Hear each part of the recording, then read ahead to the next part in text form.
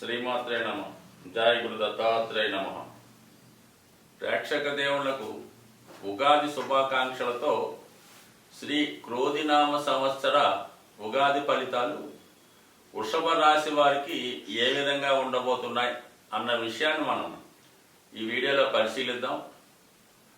సంవత్సర ఫలితాలు తెలుసుకోవడం అంటే మనకి ఆ సంవత్సరం యొక్క బ్యాలెన్స్ షీట్ ఏ విధంగా ఉంటుంది, మనం ఏ విధంగా ఈ సంవత్సరాన్ని ప్లాన్ చేసుకోవాలి అన్న విషయం తెలుసుకోవడానికే ఈ ఉగాది నాడు పంచాంగ శ్రవణం ద్వారా ఉగాది ఫలితాలు తెలుసుకోవడం జరుగుతుంటుంది. అందులో ముఖ్యంగా ఈ వృషభ రాశి వారికి ఈ సంవత్సరం ఆదాయం 2, వ్యయం 8గా ఉండడం జరిగింది. అంటే వారి యొక్క ఆదాయం 2 రూపాయలు ఉంటే ఖర్చు 8 రూపాయలు అవడం జరుగుతుంది. ఆ కారణం వల్ల ఈ సంవత్సరం అంతా ఈ వృషభ రాశి వారు ఫైనాన్స్ ప్లానింగ్ చాలా జాగ్రత్తగా ఉండాలి. 75% డెఫిసిట్లో నడుస్తుంది కాబట్టి ఈ సంవత్సరం అంతా కూడా దానికి అనుగుణంగా మీ యొక్క ఖర్చులని తగ్గించుకునే ప్రయత్నం చేయాలి. ఏదైనా వాయిదా వేసుకోవలసినటువంటి కార్యక్రమాలు ఏమైనా ఉంటే తర్వాత సంవత్సరానికి వాయిదా వేసుకోవడం మంచిది. లేనిచో ఈ సంవత్సరం మీరు రుణగ్రస్తులు అయ్యే అవకాశం ఉంటుంది. సో ఆ కారణం వల్ల మరి సంవత్సరం అంతా కూడా బడ్జెట్ని జాగ్రత్తగా ప్లాన్ చేసుకోవడం, మరి ఎకానమీగా మీ యొక్క జీవన విధానాన్ని ముందుకు తీసుకెళ్లడం, అనవసర ఆడంబర ఖర్చులను తగ్గించుకొని చాలా సామాన్యంగా మీరు ముందుకు వెళ్తే గౌరవప్రదంగా ఈ సంవత్సరం మీరు ఫైనాన్షియల్ బడ్జెట్ని గట్టెక్కగలరు. సో ఈ కారణం వల్ల ఏంటంటే మనకి 25% ఆదాయం ఉంటే 75% ఖర్చు పెట్టడం అంటే మామూలు విషయం కాదు. కాబట్టి చాలా జాగ్రత్తగా ప్లాన్ చేసుకోండి. అనవసర ఖర్చులు తగ్గించుకోవడం మంచిది. సో ఇక రాజపూజ్యం 7, అవమానం 3గా ఉన్నాయి. సో ఇది ఒక విధంగా చెప్పాలంటే మనకి రాజపూజ్యం అంటే గౌరవం, అంటే మనకి వృత్తిలో గౌరవం పెరుగుతుంది. ఇది ముఖ్యంగా రాజకీయ రంగంలో ఉన్న వాళ్ళకి వాళ్ళ యొక్క విన్నింగ్ ఛాన్సెస్ చాలా ఎక్కువగా ఉండడం జరిగిందన్నమాట. ఇంచుమించుగా 65% మీకు విన్నింగ్ ఛాన్స్ ఉన్నాయి. కాబట్టి మీరు ఏదన్నా ఒక ట్రస్ట్లో కానీ ఒక ఎన్నికల్లో కానీ పోటీ చేసినప్పుడు కొంతవరకు మీకు విజయ అవకాశాలు చాలా 65% దాకా ఉన్నాయని తెలియజేస్తుంది. అయితే ఫైనాన్స్ యొక్క స్ట్రగుల్ ఉండడం వల్ల ఆర్థిక సంబంధం లేని పోటీల్లో నెగ్గితే మంచిది. అంటే క్రీడా రంగం వంటి అనుకోవచ్చు, లేదంటే ఏదన్నా ఒక ట్రస్టో, ఒక దేవాలయమో, ఒక ఎండోమెంటో, ఒక సొసైటీ అలాంటి వాటిలో మనం ఎన్నికలకు ఖర్చు లేకుండా పోటీ చేసి ఉంటే వాటిలో నెగ్గే అవకాశం ఉంది.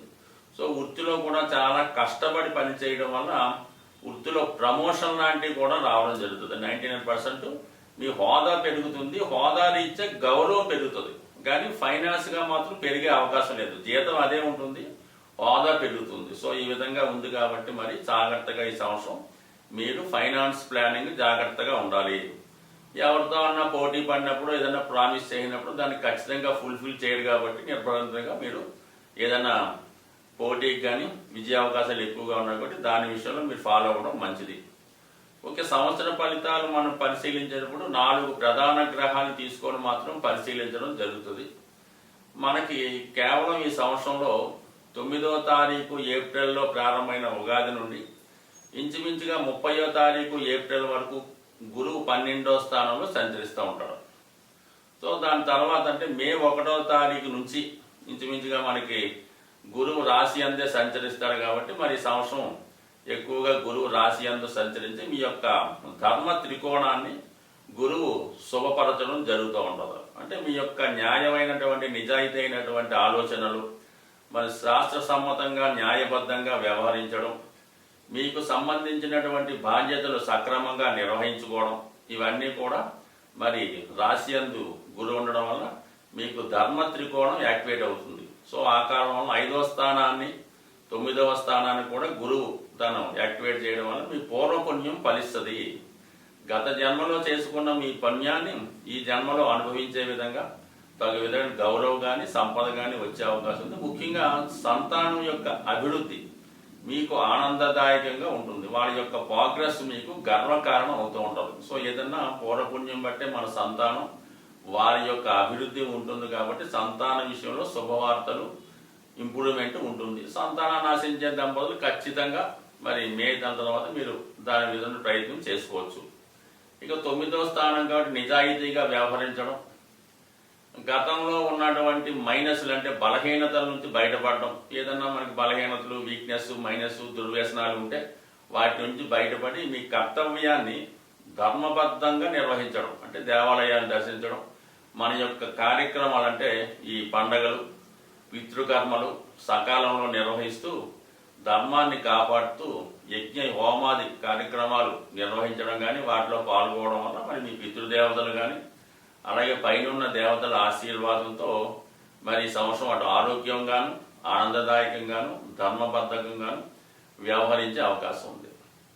ఇక శని భగవానుడు యాస్టిజ్గా ఈ సంవత్సరం అంతా కూడా దశమ స్థానంలో సంచరించడం జరుగుతూ ఉంది. దశమ స్థానం అంటే మనకి ఫైనాన్స్ అంటే అర్ధ త్రికోణాన్ని అంటే వృత్తి, డబ్బు రెండు కూడా వృత్తిని బట్టి కదా ధనం వస్తుంది కాబట్టి 2, 6, 10 స్థానాల్ని శని భగవాను తన కంట్రోల్లో తీసుకోవడం జరుగుతుంది. అందువల్ల మొత్తం మీద ఆర్థిక సంబంధించిన విషయాలు, మీ కుటుంబానికి సంబంధించిన విషయాలు, మీ వృత్తిలో ప్రోగ్రెస్, మీరు వృత్తిని ఏ విధంగా నిర్వహించగలనటువంటి ఆలోచన ఖచ్చితంగా ఈ ధర్మ త్రికోణం, ఈ రాష్ట్రాధిపతిగా ఉన్నటువంటి శుక్రుడికి గురువు మిత్రగ్రహం అవడం వల్ల కంపల్సరీగా వృత్తిలో మరి చాలా శ్రమ పడవలసి ఉంటుంది.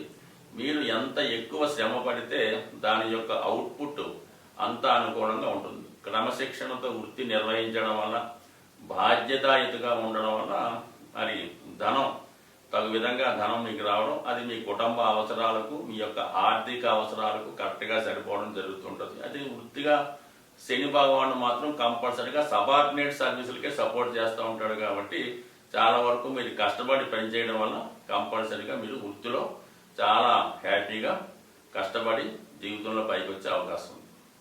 ఇక లాభస్థానంలో రాహుగ్రహ సంచారం మీకు మరి కామ త్రికోణాన్ని అంటే 3, 7, 11 స్థానాన్ని రాహు యాక్టివేట్ చేయడం వల్ల మీరు చాలా వరకు వ్యామోహాలకి, ప్రలోభాలకి లొంగకుండా ఉండవలసి ఉంటుంది.